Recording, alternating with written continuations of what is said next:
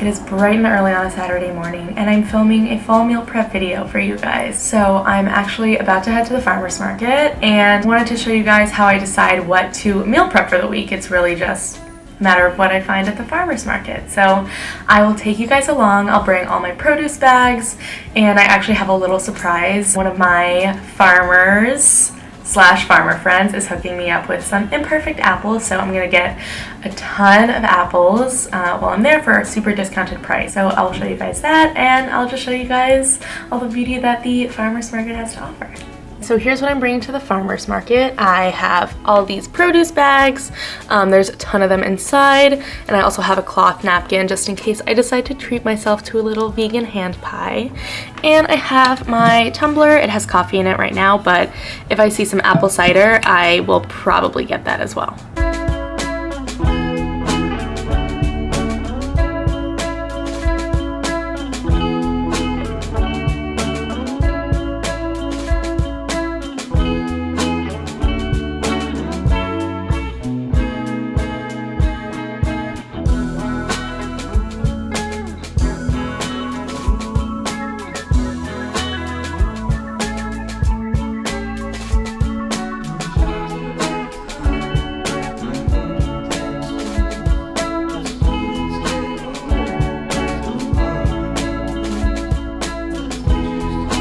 Guys, so it's actually the next morning. I was super tired from schlepping home like 20 pounds of apples yesterday, so I didn't get a chance to do any meal prep yesterday, but I'm ready today to get all my meal prep finished. I also don't want to lie to you guys and pretend like I have all my shit together.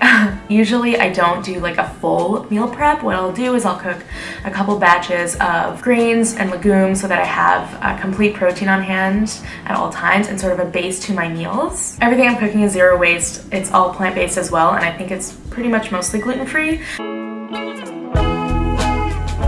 I realized I never showed you guys what I got from the farmer's market yesterday, so I will just show you real quick. First, I got this watermelon radish. It actually has the greens attached, so I'm gonna probably use them while cooking, just sauteing them like any other greens.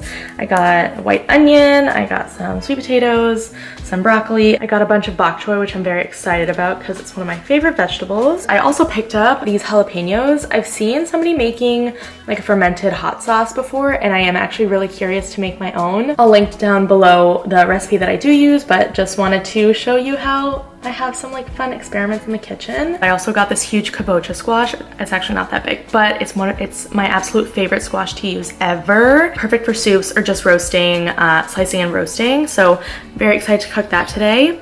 And last but not least, lots and lots of apples. So today I have green lentils, I have sushi rice. So these are what I'm gonna be cooking up today. So watch me make that. Starting off, I just put these lentils on to boil. I would have put the rice in a separate pot as well so they could cook at the same time, except I only have one pot for cooking rice and lentils. So it should be ready in like 30-ish minutes. I'm gonna put a little bit of salt. If I have a bay leaf, I'll throw one in there. But if not, I like to keep it really simple. That way I can easily dress it up or add more flavor when I'm cooking later on in the week. Now that the lentils are cooking, I have a little bit of time. I'm gonna chop up the heartier vegetables, so the sweet potatoes and then my kabocha squash, and I'm gonna throw it in the oven for like probably 40-45 minutes until they're fully cooked. And then that way, while that's all cooking, I can do some more meal preppy things.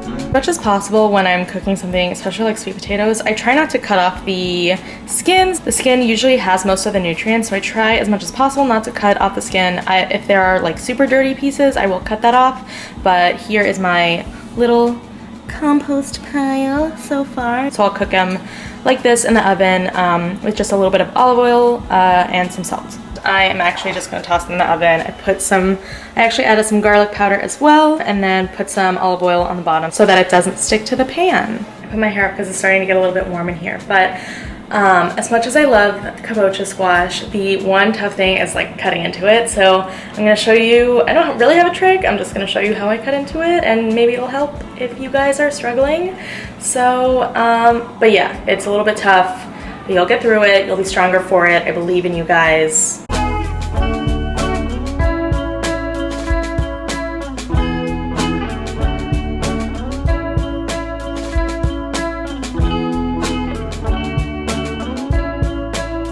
thing you might be asking me right now is, Sabs, what are you gonna do with all those great kabocha squash seeds?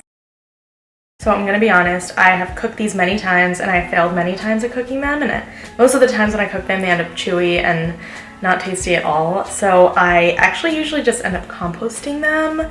So I'm probably gonna compost them. God, I feel like a bad zero waster. There are tons of recipes online if you are interested in making your own. If somebody is in the Brooklyn area and you wanna give me a little tutorial on how to do it properly, please send me a message. I would love to be able to use these and not suffer through eating them. So when it comes to peeling your kabocha squash, you definitely can peel it. You also can not peel it if you don't feel like it, but these, the squash that I got has little white pieces on it, so I'm gonna try to cut those pieces off, but the rest I'm just gonna kind of leave on, so I'll show you how I do that.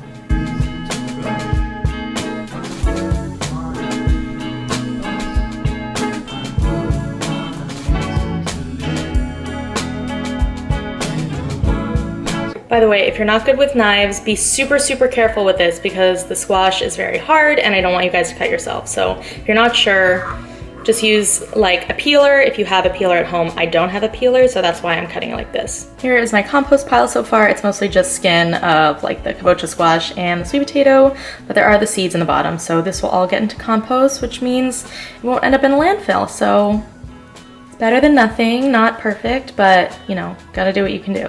If you don't cook with oil, a lot of times you might use aluminum foil or wax paper or something like that. But if you want a waste-free option, you can actually use a silicone baking mat kind of thing. It's reusable, you can wash it, it lasts forever.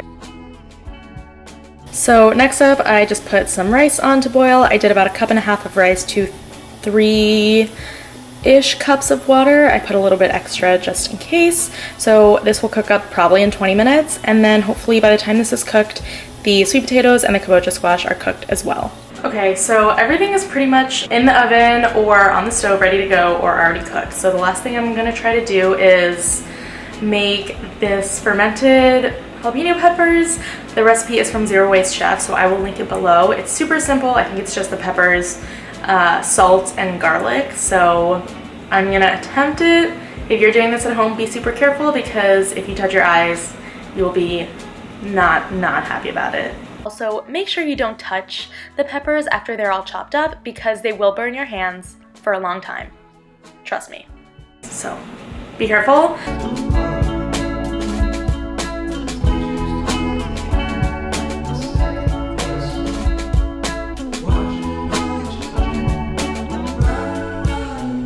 Whew, so I finished chopping all the peppers and the garlic, so it looks like this at the moment. It smells very spicy. So I have to combine it all. You're not supposed to use your hands, so I'm gonna use the back of probably like a mason jar to sort of release the liquids so that it would help promote fermentation. So I'm gonna do that now, and then I'm gonna put it in this huge mason jar that I have.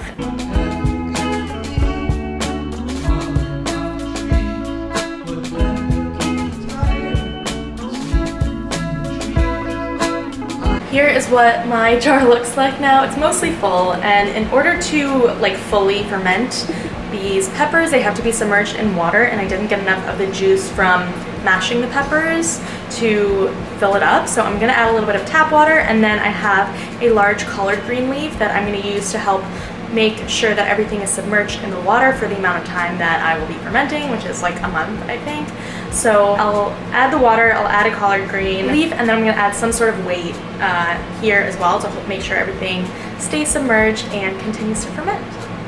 All right, and the last step is just to seal it. So as you see, I have the weights on top to keep everything submerged, and I'm gonna have to burp it probably like once a day for the next month, and then at the end of the month, I'll have a fermented hot sauce. Really quickly, just wanted to mention that these garlic skins from the garlic that I chopped up earlier, this will be going into my veggie stock compost. So at the end of the month, I'm gonna make veggie stock with this. And then with these, I'm just gonna put them in the regular compost because it might be too spicy for my veggie stock compost. So I have this kabocha squash. I will probably just throw some chunks in with some rice or some lentils and bring that for lunch when I go to work during the week. The sweet potatoes, same thing. I'll just add that as my veggie, my side veggie, or if I'm really up for it, I might use that as my main veggie for my meals. And then I have all this rice, which is great, these lentils, and then these jalapenos, which I won't be eating them this week, I just have this like fun little experiment that I get to try out. So I'll show you guys how I eat all of this stuff throughout the week. Alright guys, I'm rushing out the apartment this morning, but I wanted to quickly show you some of the things that I'm bringing for lunch at work today. So I have this jar of the rice, the lentils, sweet potato, and then I have this leftover cheese from the vegan cheese video I made, and then I'm just bringing an apple for snack. So I know this bowl is pretty similar to the last one I made, but it was really, really good. So I have the white sushi rice here, the lentils, here's some of the leftover vegan cheese that I had, a little tiny dollop of Dijon mustard because that's all I had left, the roasted sweet potatoes, and then the roasted kabocha squash. Okay, I apologize because I realize this isn't the prettiest dish, but this is what I have for dinner tonight. So I have the lentils, the bok choy that I got at the market, there's some onion in there, and then I topped it off with some tomato basil hummus that I made the other day, and yeah, just some soy sauce that I have in bulk, some apple cider vinegar that I made at home, and then a little bit of garlic powder as well. So I'm gonna go devour this. Thank you guys so much for watching. If you like meal prep videos, please give this video a like, and I will see you guys next week. Bye.